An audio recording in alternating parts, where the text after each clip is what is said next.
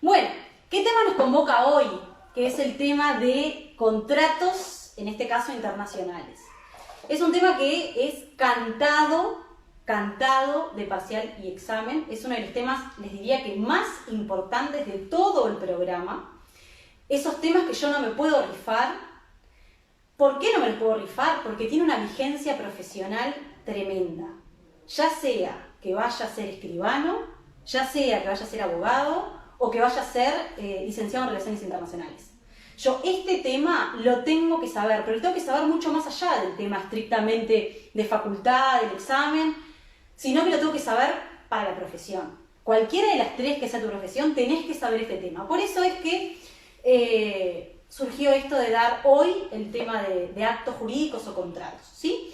Me encantaría darles todo contratos, pero es un tema súper amplio que abarca contratos comerciales y contratos civiles.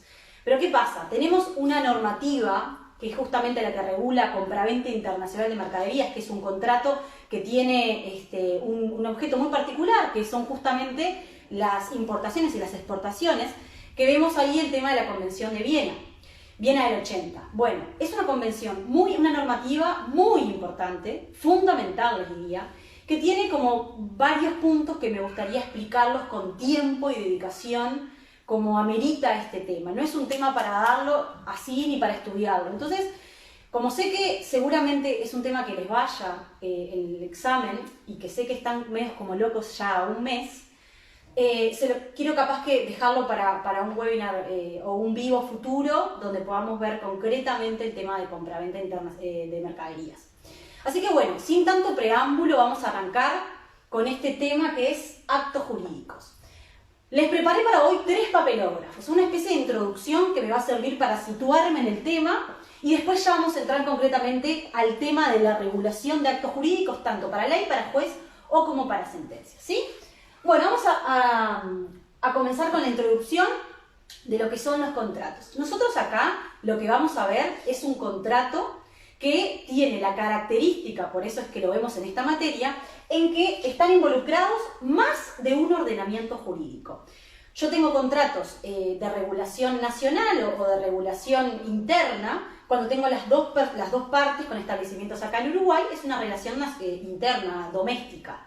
Pero acá la característica que se da en el DIP es que yo tengo un contrato donde las partes, ya sean personas físicas o jurídicas, después lo veremos, las partes están involucradas sí o sí en 2 ordenamientos jurídicos distintos. Recordemos que el ordenamiento jurídico, en el caso de Uruguay, está compuesto por DIP de fuente internacional, el nacional y el derecho interno. Y así con cada uno de los países del mundo. Bueno, el contrato sí o sí me relaciona con otro ordenamiento jurídico. Ahora, es central que yo pueda determinar el elemento de extranjería relevante.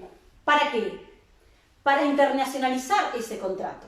Porque ¿qué pasa? Yo me tengo que saber dar cuenta qué elemento concretamente es el que a mí me determina la extranjería relevante. Recordamos que en esta materia nosotros nos basamos en las relaciones jurídicas que tienen un elemento de extranjería relevante. Bueno, ¿quién es el que me determina el elemento de extranjería relevante? El punto de conexión que me va a indicar qué elemento de todas las situaciones que están involucradas en el contrato es el que determina que ese contrato sea un contrato de elementos de extranjería relevante, por lo tanto que sea relevante para el DIP.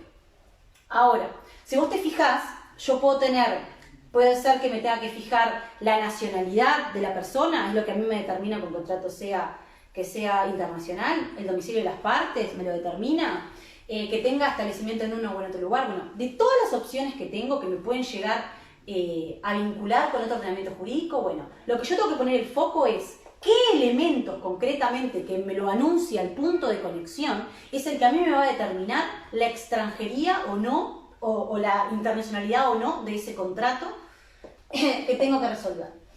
Muy importante, antes de entrar, el tema de el contrato internacional, la contratación, es en este caso la reina del tema de la autonomía de la voluntad. yo tengo, cuando nosotros damos en el desarrollo de la materia, como un tema, autonomía de la voluntad. Lo veo reflejado en varios de los temas de la materia. La autonomía de la voluntad acá es donde prima, donde brilla con su máximo esplendor. Las partes acá, en principio, van a poder regular todos los aspectos del contrato. Y en caso que no los regulen, es donde entra justamente la regulación de las diferentes fuentes. Pero yo tengo que meterme ese chip de que la autonomía de la voluntad más amplia, ¿sí?, va a regir acá, en tema de contratos, ¿sí? Muy bien, lo otro que les puse acá es desde cuándo es que surgía este tema de la autonomía de la voluntad, desde cuándo lo vemos reflejado. Si vos recordás, cuando nosotros vemos la parte de las estatutarias y vemos los diferentes tipos de estatutarias, había una estatutaria que era la francesa que tenía autores como d'Argentré y Dumoulin. Si vos recordás, Dumoulin me hablaba de los estatutos necesarios y los facultativos. Los facultativos justamente eran donde las partes justamente podían pactar todo con respecto al derecho aplicable. Bueno, en este caso, si vos recordás cuál fue la primera vez en donde se planteó todo el tema de la autonomía de la voluntad aplicada a los contratos, fue en el tema de las capitulaciones matrimoniales, que si vos recordás, el TSE del 89 justamente recoge este pensamiento, esta doctrina que tenía Dumoulin con respecto a la autonomía que tenían las partes para decidir libremente cómo querían resolver el tema de los bienes en el matrimonio, ¿sí? Que es el primer contrato en la historia del DIP, el primer contrato que recoge este tema de la autonomía de la voluntad. Recordá que en el TSE del 89, para lo que tiene que ver con el régimen de bienes en el matrimonio, primero es que las partes prima la autonomía de la voluntad, o sea, las partes pueden ponerse de acuerdo con respecto a la ley que quiera que rige en ese contrato y en su defecto regirá el punto de conexión. Muy bien, ahora yo te decía recién con el tema de la autonomía de la voluntad, ¿no? Que es como el tema contractual, el tema de comercial es como la reina de la autonomía de la voluntad, pero si vos vas al apéndice, ¿qué pasa? Tengo un 2403. Y justamente lo que me plantea el 2403 es un tipo de autonomía de la voluntad muy restringida, muy restringida. ¿Qué implica esto? Implica que las partes, en principio, no pueden variar ni ley ni juez, salvo que la ley aplicable al caso me lo permita. Pero yo, en principio, no tengo posibilidad de que las partes varían ley y juez. Por eso es un error muy grande. Cuando viene el examen me preguntan autonomía de la voluntad y yo les salgo con el 2403. A ver, se lo puedo nombrar, pero vendría a ser como el último que yo podría nombrar, justamente porque el 2403 en principio no me permite que las partes se pongan de acuerdo, ¿sí?, para elegir ni la ley ni el foro aplicable.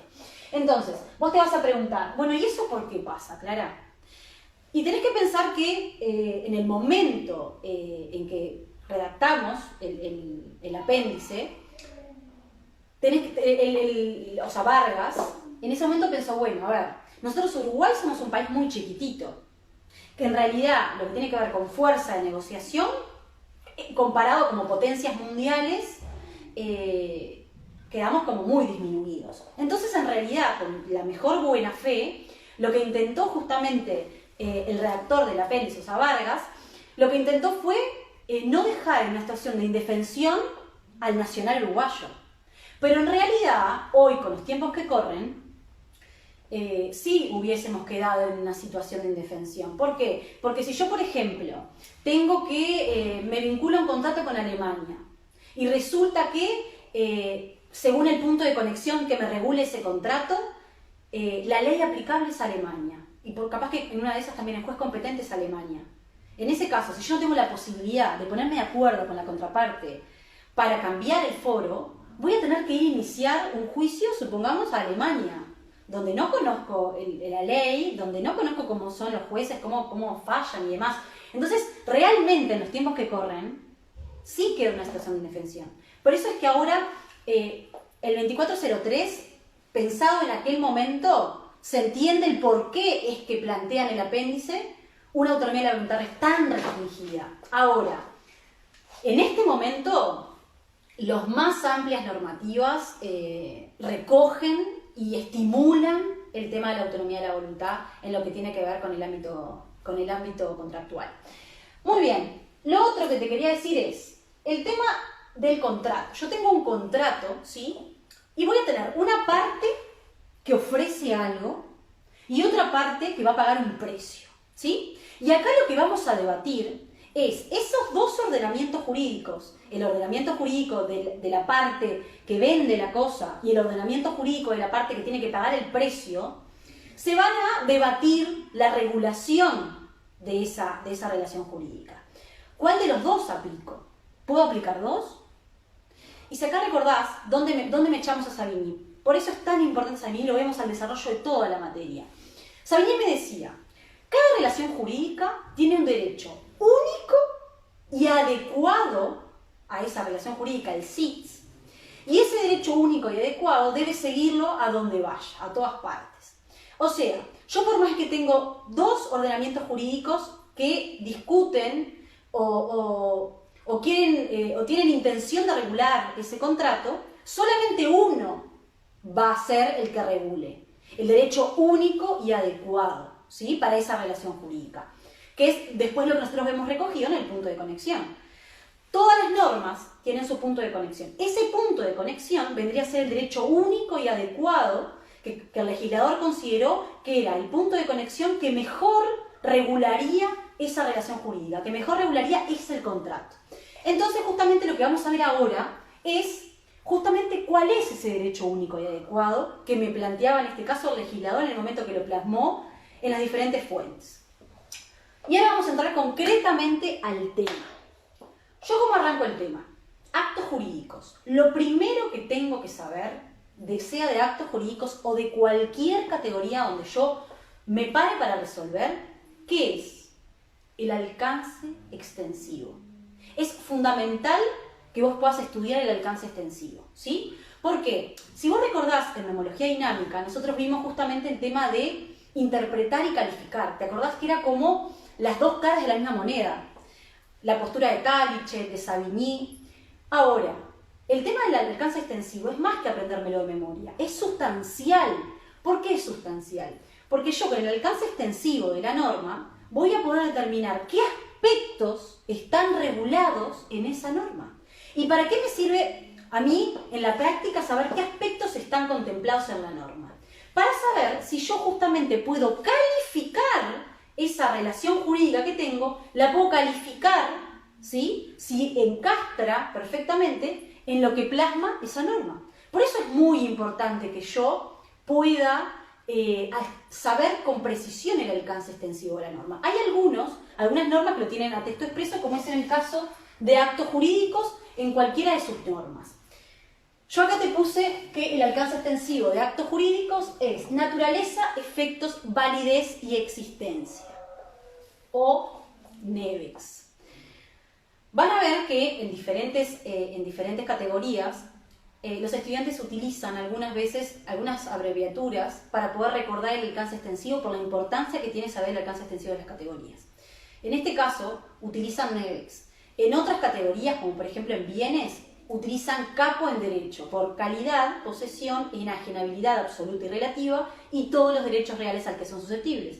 A ver, no importa la estrategia que yo utilice para recordar el alcance extensivo, ya sea que tenga una muy buena memoria y no necesite este tipo de abreviatura, o que las utilice.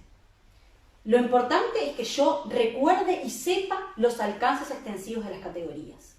Ahora, si te pido, si te lo acordás como NEVEX o como capo en derecho, no se lo digas al profesor en el examen. Porque, a ver, el profesor lo escucha a todos los exámenes, a NEVEX, pero queda feo, no es un término muy jurídico que digamos. Son en realidad artilugios que el estudiante tiene para recordar ciertas cosas. Pero es muy importante que sea, por la razón que sea, vos recuerdes y sepas con precisión qué aspectos están regulados en la categoría. Que vos sepas los alcances extensivos de las categorías, ¿sí? Muy bien. Entonces, NEVEX o naturaleza, efectos, validez y existencia, es el alcance extensivo, ¿sí?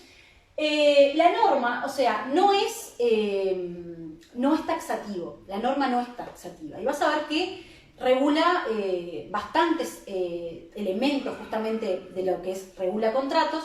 No regula, por ejemplo, las formas. Las formas lo vamos a ver separado. De hecho, nosotros estudiamos en la materia un tema que se llama formas de los actos jurídicos, ¿sí?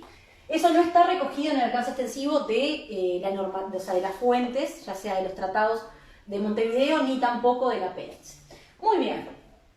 Los actos jurídicos se rigen por el lugar de su cumplimiento, ¿sí? Ya está la solución convencional que recogen los tratados de Montevideo, tanto del 89 como del 40, como la solución nuestra del TIC de Fuente Nacional, que es el apéndice, tiene la misma solución, ¿sí?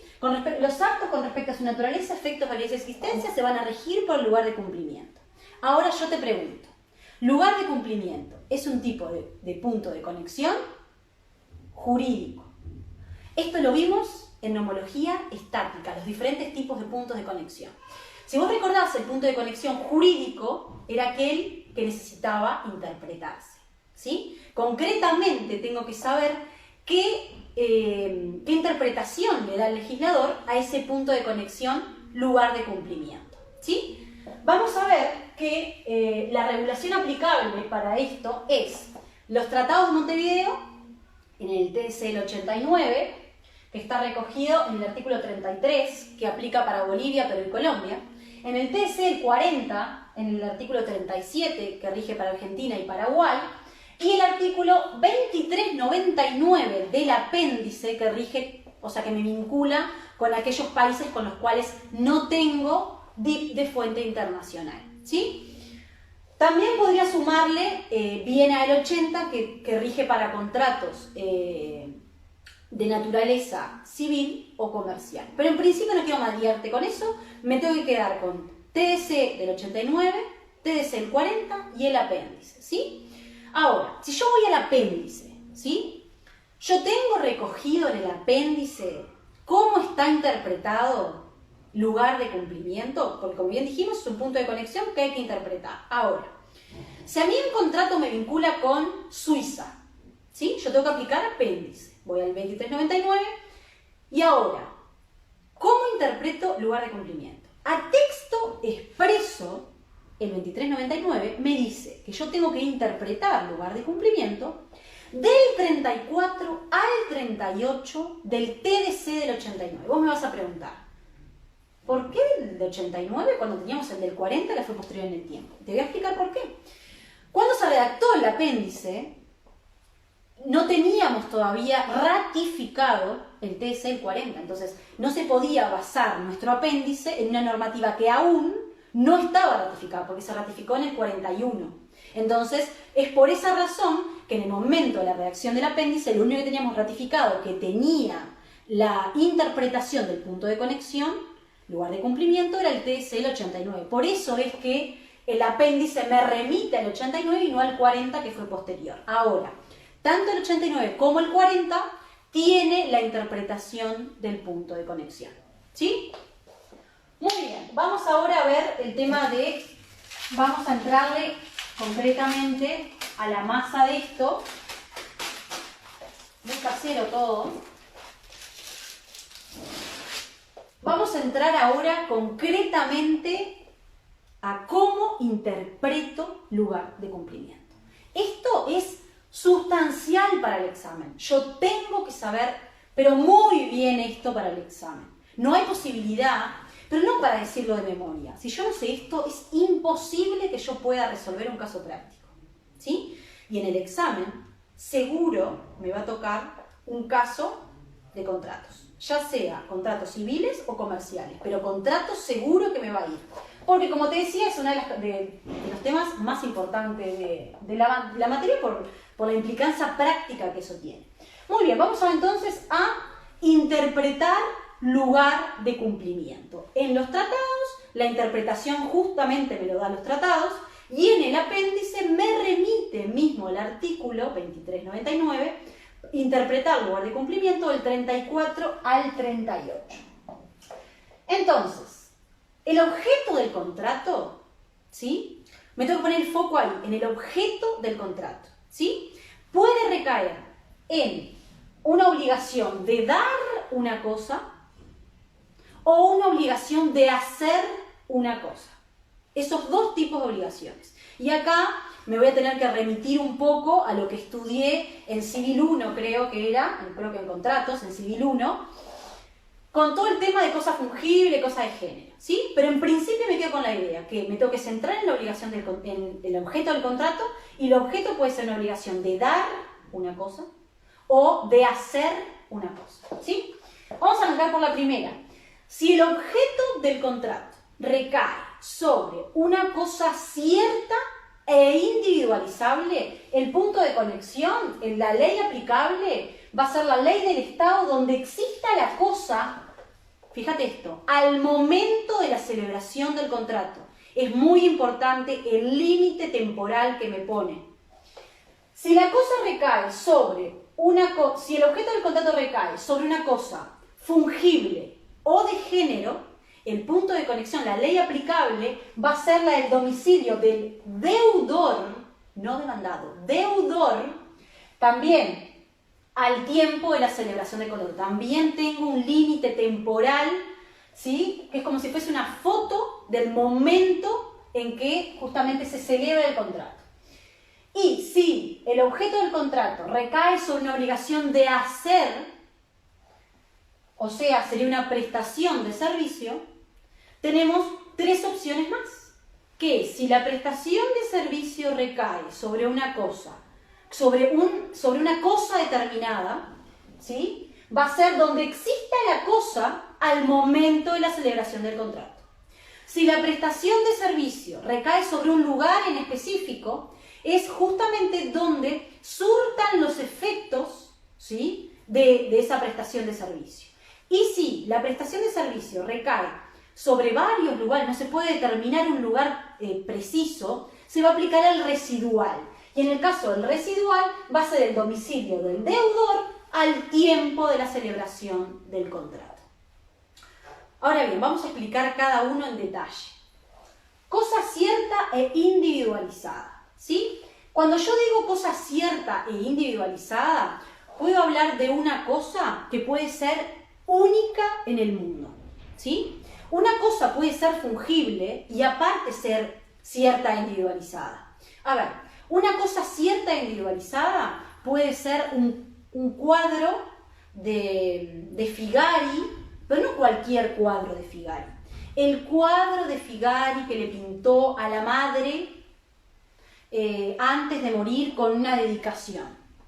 Es cierto y determinado. Un cuadro de Figari para la madre antes de morirse y firmado y con toda la rúbrica, hay uno solo, ¿sí? Por ejemplo, un auto. Un auto es como más border. Un auto. No es lo mismo un auto, que yo vaya a Toyota y le diga, quiero un auto, un Toyota Hilux, modelo tanto.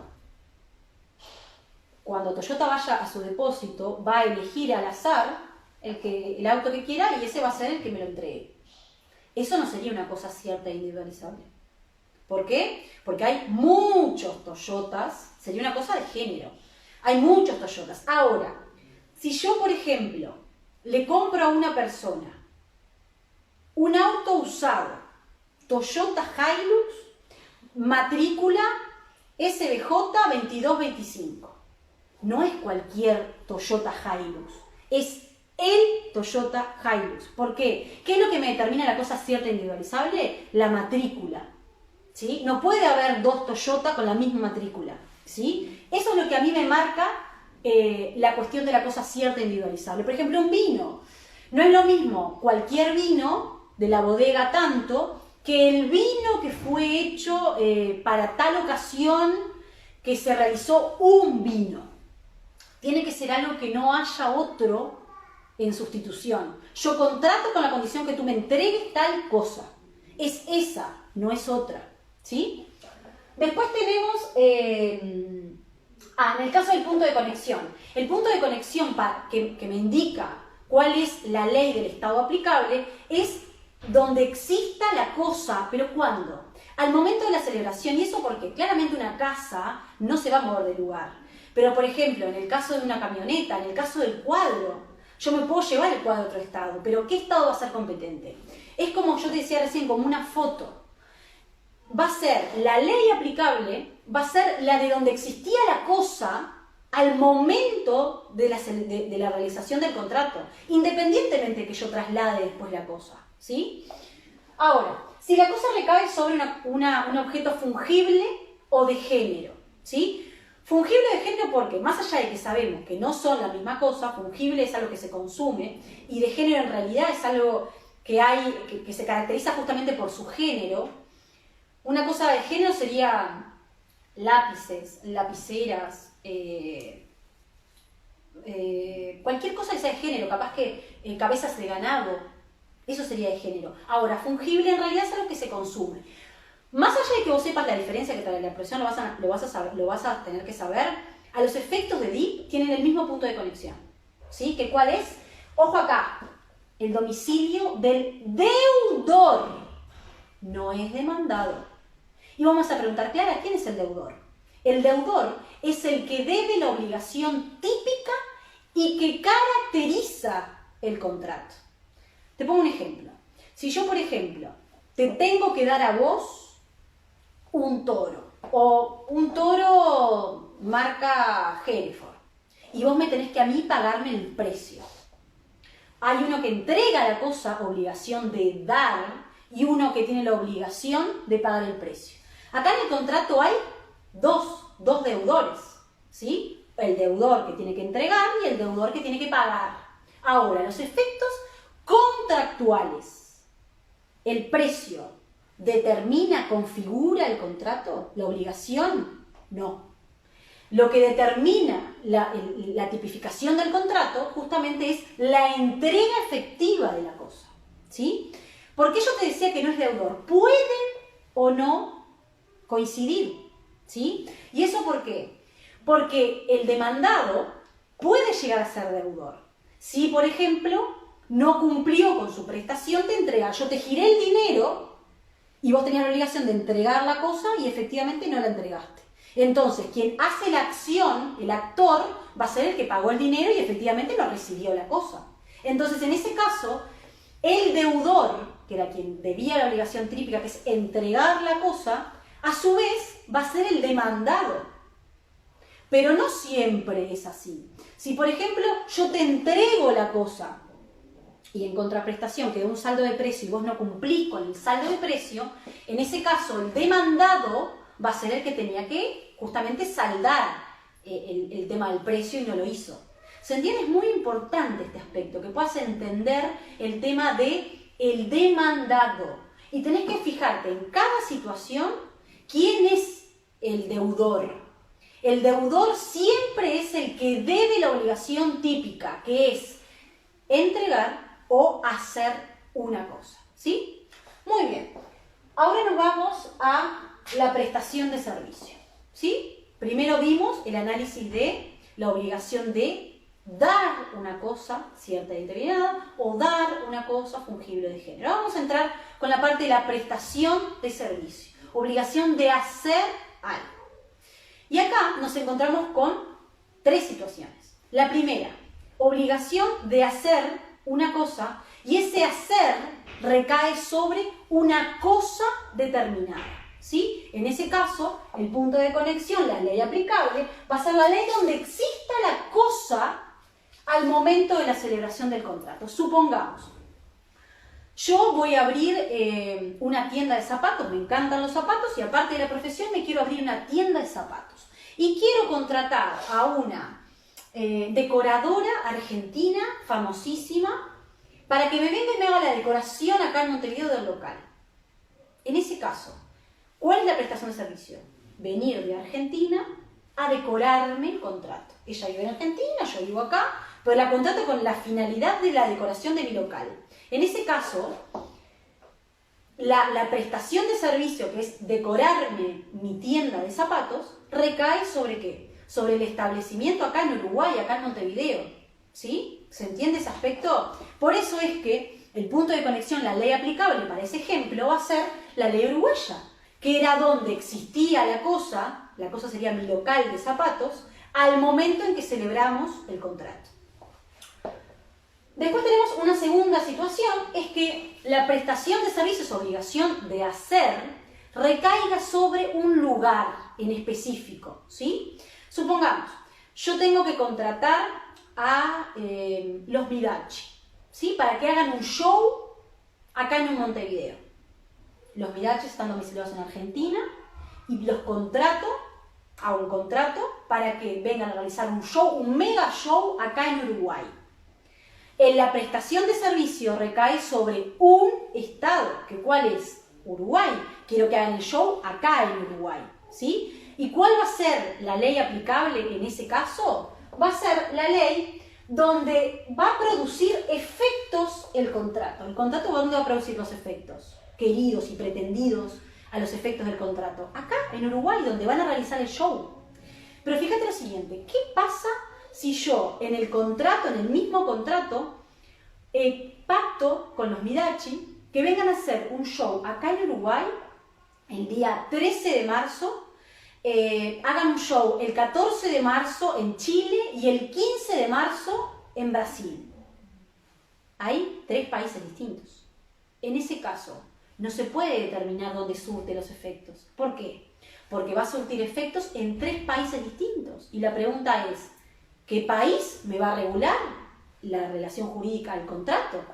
En ese caso, es un criterio residual. ¿Residual por qué? Porque no se puede determinar un lugar donde surte efectos. Surte efectos en 3 estados, en 3 ordenamientos jurídicos distintos. Por lo tanto, la ley aplicable va a ser la ley del domicilio, nuevamente, del deudor de justamente la prestación del servicio.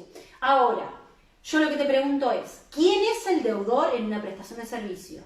El que tiene que realizar, en este caso del ejemplo de los Midachis, el show, o yo que tengo que pagarle el precio a los Midachis por los shows que va a hacer. En este caso, el deudor es que tiene la obligación de hacer una cosa.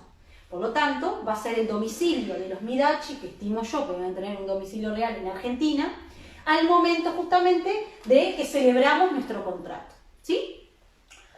Muy bien, entonces, recapitulando, tengo, para prestación de servicio, tengo que saber cuál es el punto de conexión para las obligaciones de dar una cosa, tanto sean las obligaciones fungibles o de género, o sean cierta y determinada, y los puntos de conexión que van a determinar la ley aplicable para las prestaciones de servicio, ya sean prestaciones de servicio que recaigan sobre una cosa, recaigan sobre un lugar, sobre un país determinado, o recaigan sobre varios países. Ahora, hay algunos casos muy excepcionales en los que no se puede determinar justamente cuál es el demandado, porque hay dos deudores. En el caso de que sea un residual, porque surte efectos en varios estados, y no se puede determinar el deudor porque hay 2 deudores, supongamos que tengo que contratar a un profesor, y en el mismo contrato un profesor viaja para Alemania y otro viene para acá. En ese caso tengo 2 deudores, porque los 2 tienen que dictar clases. En ese caso, de forma muy excepcional, va a ser el punto de conexión el lugar de celebración del contrato. Pero es en realidad para unos casos muy concretos. Ahora bien, ya vimos todo lo que tenía que ver con la ley aplicable a los contratos. Ahora bien, lo que vamos a ver ahora es el juez competente, cuál es el juez internacionalmente competente para entender en el contrato. Una cosa es la ley aplicable y otra cosa distinta es el juez competente, ¿sí? Muy bien. Y acá voy a tener, ¿sí? Con respecto al tema de jurisdicción, voy a tener para Bolivia, Perú y Colombia el TC el 89, voy a tener el TC el 40, entre comillas, y ahora te voy a explicar por qué. Y tengo el tema, bueno, el apéndice claramente, y tengo una normativa muy importante que te pido que la vayas a leer, que es el Protocolo de Buenos Aires. ¿Qué tiene el protocolo? Ojo, por favor, con esto. Es sobre jurisdicción competente. ¿Sí? El título ya me da la pauta de que no me regula ley Solamente para juez sirve. Bueno, te voy a explicar ahora lo siguiente porque te quiero poner varios ejemplos de esto.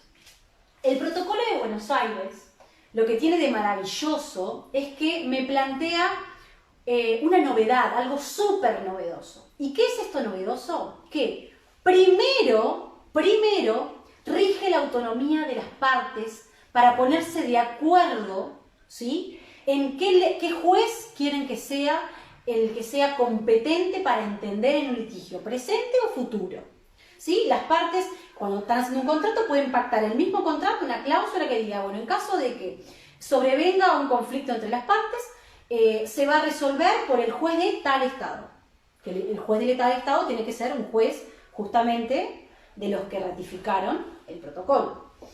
Pueden hacerlo mismo cuando ya está la relación ya trabada, o lo pueden hacer ya cuando se sobrevino el litigio. ¿Sí? Lo pueden hacer una prórroga territorial de competencia pre-litem o una prórroga de competencia post-litem. ¿Sí? Entonces, en principio, y esto es fundamental, rige la autonomía de las partes de poder convenir cuál es el juez competente. Ahora, en caso que las partes no se pongan de acuerdo con el juez competente o la cláusula del contrato donde pactan cuál va a ser el juez competente sea nula, porque atrás de cada autonomía de la voluntad hay límites, ¿sí? En el caso del límite, puede ser que una de las partes no sea conforme a un abuso de una parte con respecto a la otra, ¿sí? Entonces, si hay efectivamente un abuso de una parte sobre la otra, esa cláusula va a ser nula, ¿sí? Entonces, si no pactaron nada, o la cláusula donde pactan justamente en el contrato cuál va a ser el juez internacionalmente competente para entender en el contrato, sea nula, o sea, no va a ser eficaz, ahí recién aparece lo que hablamos de ¿te acordás cuando vimos en la parte de nomología estática los tipos de norma con diferentes tipos de puntos de conexión y que vimos que había unas normas en las cuales eran optativas, ¿sí? donde en realidad en este caso podían las partes optar por un punto u otro de conexión? Bueno, entonces, en principio, la novedad del protocolo es que las partes pueden convenir el juez que sea el competente para entender. En caso de que no convinieron o la cláusula de elección de foro no es válida, ahí rige el plan B. ¿Que cuál es el plan B? Acá es muy importante lo siguiente. Aparece una figura que es el actor. Acá no hay autonomía de la voluntad.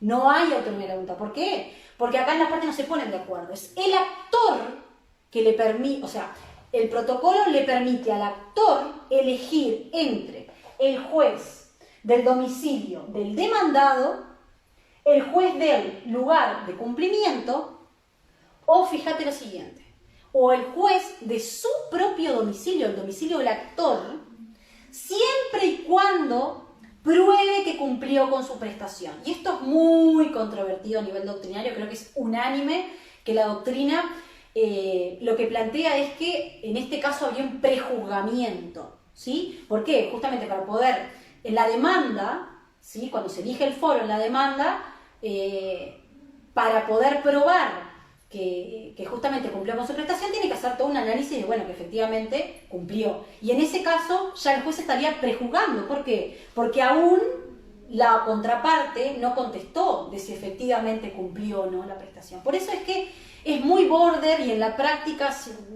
casi ningún abogado se va a tirar a elegir este tipo de punto de conexión. Es más fácil apuntar contra el punto de conexión, lugar de cumplimiento, que es muy fácil de determinar, o el domicilio del demandado. Muy bien. Contratos excluidos. Muy importante esto. Contratos excluidos. No todos los contratos están absorbidos por este protocolo. Por ejemplo, contratos laborales, contratos de seguros, contratos al consumidor. ¿Cuál otros? Contratos de un tema de quiebra. ¿Por qué te parece a vos que esos contratos están excluidos de un protocolo de Buenos Aires? Y es porque en esas situaciones, como por ejemplo laboral, en una situación de quiebra, en una situación del consumidor, las partes no están en una situación de equidad para poder negociar. Si yo estoy subordinada a mi empleador, no estoy en una situación de equidad, de igualdad, para poderme a negociar las condiciones. Por eso es que no se aplica este tipo de contratos. Y en el caso de contratos de transporte, que está excluido, contratos de seguro, que también está excluido, contratos que recaigan sobre hechos reales, ¿por qué están excluidos? Porque tienen una regulación muy específica, más que nada en el tema de contratos. Hay toda una regulación específica del tema de transporte aéreo, de transporte carretero, y tiene un tipo de regulación distinta. ¿Sí? Ahora, ¿qué pasa cuando tengo que aplicar un contrato con Argentina o Paraguay que ratificaron el protocolo y es un contrato, por ejemplo, de transporte? Si vos me estás diciendo, Clara, que no voy a aplicar el protocolo, ¿qué aplico? En ese caso, aplico el Tratado de Derecho Civil del 40. En ese caso. Entonces, yo te voy a plantear ahora unos ejemplos, ¿sí? Importante el tema de esto que te planteaba de los contratos excluidos, es muy importante. Ahora bien, te voy a poner un ejemplo, ¿sí? Si yo, por ejemplo, tengo un contrato con Bolivia, ¿cómo voy a regular ley y cómo voy a regular juez? Si tengo un contrato con Bolivia, Bolivia ratificó el Tratado de Derecho Civil del 89, ¿sí? Para ley, ¿qué voy a aplicar? Lo que vimos hoy, el artículo 33 del TDC del 89. Y ahí me voy al lugar de cumplimiento y según sobre que recaiga el objeto del contrato voy a determinar cuál va a ser la ley del Estado que va a ser competente para regir ese contrato. Ahora, para juez, ¿qué voy a aplicar? ¿Qué tengo en materia de jurisdicción en el TDC del 89? En el título 14 yo tengo justamente el artículo 56. Voy a tener hacer y voy a tener opción, ¿sí? Recordá que hacer es el mismo juez que reguló en la cuestión de ley y para la cuestión de opción va a ser el domicilio del demandado. Muy bien. Ahora, si me toca un contrato con Argentina o con Paraguay, para ley voy a aplicar en este caso lo que aplico para el lugar de cumplir, para el tipo de contrato, que es el artículo 37 del TS del 40, lugar de cumplimiento, y voy a ir justamente a interpretar el lugar de cumplimiento según recaiga el objeto del contrato. Atención acá, para Argentina y Paraguay, para juez competente, ¿qué aplico? Ojo, aplico protocolo de Buenos Aires. Recordá, ¿y por qué protocolo de Buenos Aires no lo aplico también para ley? ¿Por qué una cosa para ley y otra para juez? Porque el protocolo de Buenos Aires no me regula juez, no me regula ley, me regula solo juez, ¿sí? ¿Cuándo voy a aplicar el artículo 56 del TC del 40 que me regula jurisdicción competente, hacer, opción y prórroga? ¿Cuándo lo voy a hacer? Cuando el contrato recaiga sobre un contrato excluido, ya sea un contrato laboral, sea un contrato de transporte, sea un tema de derechos reales. En ese caso no voy a aplicar el protocolo. Voy a aplicar el TS del 40, artículo 56, hacer, opción y prórroga. Muy bien. Con un contrato con Brasil, ¿qué aplicaría para ley y qué aplicaría para juez? Con Brasil, pensemos. ¿Tengo DIC de fuente internacional? No. Voy a aplicar apéndice. ¿Qué artículo? 2399. Lugar de cumplimiento. Me voy a ir del 34 al 38 del TS del 89 a interpretar lugar de cumplimiento según recaiga sobre una obligación de dar o de hacer una cosa. ¿Sí? Hasta ahí venimos bien. Ahora, ¿qué aplico con Brasil para juez? Y volvemos a lo mismo. Aplico en el ámbito del Mercosur protocolo de Buenos Aires. ¿Por qué? Porque el protocolo de Buenos Aires fue ratificado por Argentina, Paraguay, Brasil y Uruguay. ¿Sí? ¿Te das cuenta cómo vamos resolviendo de a poquito todo? Muy bien. Con respecto a sentencias, voy a tener la normativa que vemos siempre, Convención Interamericana sobre Eficacia de Sentencia y laudos arbitrales, y voy a tener CGP para los países que claramente no tengo DIC de fuente internacional, y voy a tener protocolo de Valle de las Leñas para el ámbito del Mercosur. Yo para contrato tengo que tener bien armado y organizado ley, bien armado y organizado juez y bien armado y organizado sentencias. Ahora, quiero en el ratito que me queda ver algunos aspectos con respecto al protocolo de Buenos Aires, porque es muy importante que lo estudies en detalle. Y es muy importante que lo vayas a leer. Está muy fácil de encontrar en el libro de Lorenzo. Es muy importante de que no te quedes con lo que estoy diciendo yo, que no te quedes con lo que leíste en un resumen de un profesor particular, que no te quedes con lo que incluso diga el profesor en la facultad. Anda a leer la norma. Esta norma es muy importante. Necesito que la vayas a leer y que la sepas, ¿sí? Entonces, ¿qué aspectos tengo que tener en cuenta? Lo he visto en varios exámenes. Y es el tema de la interpretación del lugar de cumplimiento. ¿Está en la Convención en el Protocolo de Buenos Aires? Y lo que todo el mundo dice es, no está, no tenemos la interpretación. Y sí está la interpretación del lugar de cumplimiento. ¿Y cuál es? La misma que están recogidos en la fuente convencional de los tratados de Montevideo y en el DIP de fuente nacional, que es el apéndice, ¿sí? Lo va a interpretar de la misma manera. Eso es un detalle que te quería dar. Otra cosa que estoy mirando a ver cosas que te quería decir. Lo que vimos del protocolo de Buenos Aires, lo fundamental, que la innovación es que primero el protocolo consagra la autonomía de la voluntad a través de la prueba territorial de competencia, pre-liten y post-liten, en su defecto de que las partes no se pongan de acuerdo o que la cláusula de elección de foro sea nula. En ese caso se va a aplicar los puntos de conexión subsidiarios que se le da, que es una norma optativa ¿para quién? Para el actor, importante esto, entre el lugar de cumplimiento, el domicilio del demandado o su propio domicilio, siempre y cuando pruebe que cumplió con su prestación. Ahora, muy importante, el tema del ámbito de aplicación. Muy importante el ámbito de aplicación. El protocolo de Buenos Aires aplica para personas físicas o jurídicas, o sea, que tengan domicilios o establecimientos en diferentes estados, ¿sí? Eso es en el literal A. Y en el literal B, lo que me plantea es como un alcance como un ámbito de aplicación extendido, que lo que me dice es que sí, puede llegar a ser aplicable el protocolo de Buenos Aires cuando, aunque sea una de las partes involucradas en el contrato, tenga establecimiento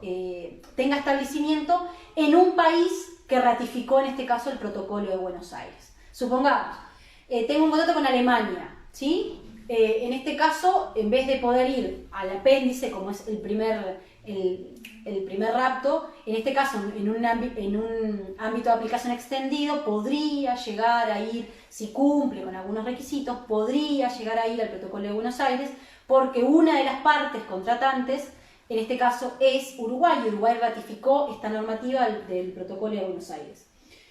Fundamental el tema de los excluidos. Y lo otro que te quería decir, y con esto termino para que me hagan las preguntas, es, yo te decía recién que algunas veces las partes, en principio las partes pactan en el contrato que pactan el foro, ¿sí? Pactan que en caso de que sobrevenga un litigio, ¿qué juez de qué estado, parte claramente del protocolo de Buenos Aires, quieren que sea el que entienda, el que resuelva la relación jurídica?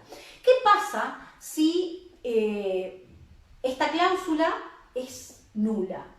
Porque, por ejemplo, no cumplió con ninguno de los dos requisitos, que uno era un requisito de solemnidad, que el contrato sea escrito, y el segundo requisito es que no haya un abuso de una parte sobre la otra. Supongamos que se detecta que justamente hubo algún incumplimiento de alguna de estas dos elementos fundamentales para que opere la autonomía de la voluntad, y hay un juez posterior que tiene que determinar si esa cláusula que pactaron las partes efectivamente fue válida. Y claramente que no va a ser el mismo juez que fue elegido para juzgar, el mismo juez que pueda valorar si efectivamente está entendiendo el juez que las partes acordaron. No va a ser el mismo juez, claramente, que sería insólito que el mismo juez que está entendiendo sea el que valore si efectivamente es competente. Entonces, ¿qué juez es el competente? Y sale justamente del protocolo de Buenos Aires, porque puede llegar a ser el juez del estado donde se hace el cumplimiento del contrato. Puede ser el juez del estado del domicilio del deudor o del demandado, perdón, o el juez del domicilio del actor, siempre y cuando cumplió con su prestación. A ver si... ¿cuál de esas voy a aplicar? Voy a aplicar la que sea más favorable para validar justamente el acuerdo, ¿sí? Con el tema de la elección del foro. Bueno, te voy a mirar a ver qué tengo, cuántos minutos tengo. Bueno, se va a cortar ahora en breve. Preguntas que tengan de esto, les voy a dar muy en detalle en próximos vivos el tema de la Convención de Viena del 80, porque como verán, solamente con el tema de actos jurídicos, de contratos civiles, se nos fue la hora del vivo, pero voy a darles sin lugar a dudas un vivo de contratación, de contratos de naturaleza comercial, que es en Viena del 80, porque tiene toda una regulación que se necesita ir muy en específico. Bueno, preguntas que tengan o lo que quieran. Estoy para ustedes este ratito que nos queda, si surgieron preguntas. Vamos repasando mientras voy mirando. Vamos a repasar esto. Importante, saber el alcance extensivo de la categoría actos jurídicos. Saber que prima la autonomía de la voluntad en el sentido de a nivel de los contratos. Si las partes no pactan todo lo que tiene que ver con el contrato, se aplica esto, ¿sí? Lo otro, autonomía de la voluntad, recuerden, el apéndice está muy restringido en el 2403. Es una autonomía de la voluntad muy restringida. Tengo que saber la interpretación del punto de conexión lugar de cumplimiento en las diferentes fuentes, tanto convencionales que están en los tratados de Montevideo, como en el apéndice. Saber que en el apéndice me remite para la interpretación del 34, el 38 y el 89. Cuando voy a interpretar el lugar de cumplimiento, tengo que saber que el objeto del contrato puede recaer sobre una cosa o sobre una prestación de servicio.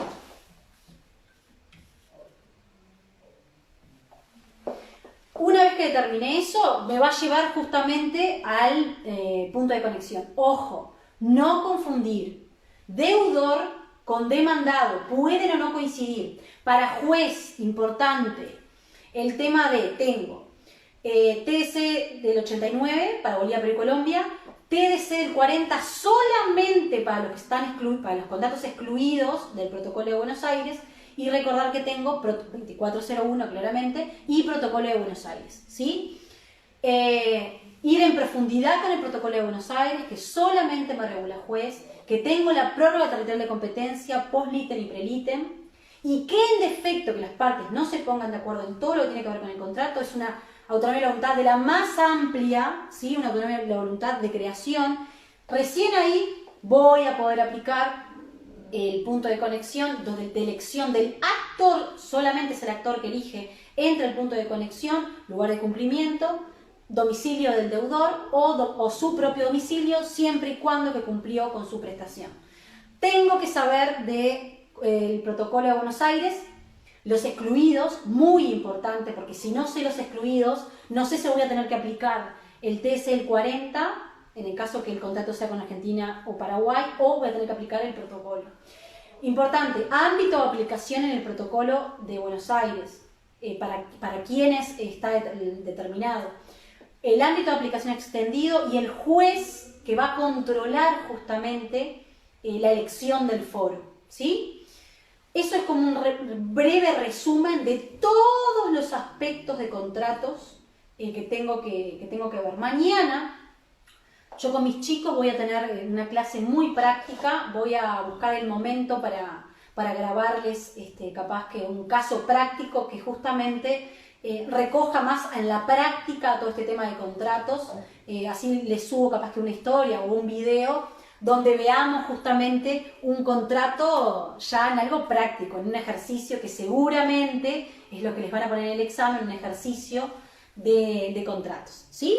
Así que bueno, en principio, si no tienen ninguna pregunta y si surgen preguntas me las escriben por privado, saben que estoy acá para ayudarlos, para darles una mano. Así que bueno, feliz después de un día bravo, de un día complicado, me da mucho placer terminar el día así con ustedes, hablando de estos temas que me gustan tanto, que es Deep. Así que bueno, si surgen preguntas sobre esto, bienvenidas seas, me las escriben por privado, ténganme paciencia, contesto a la medida que voy pudiendo. Así que bueno, nos vemos en próximos vivos, que yo creo que va a ser convención de Viena el 80, pero vamos a confirmar. Así que bueno, les mando un beso enorme y nos vemos en el próximo video. Chau, chau.